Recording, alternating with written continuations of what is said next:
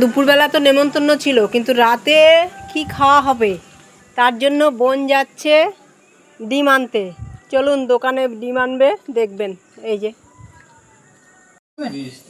দোকানে চলে আসলাম। এই যে ভাই আমার ডিম দেবে এখন। আমার বোন ডিম নিয়ে রান্না করবে রাত্রের খাবারের জন্য।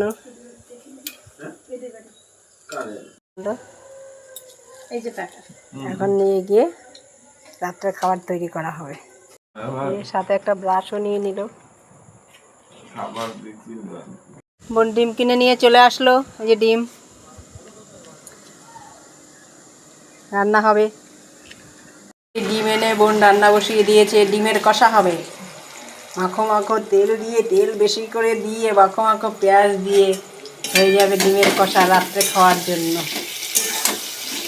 বন্ধুরা, আজকে রাত্রের খাবার হবে এই ডিম কষা।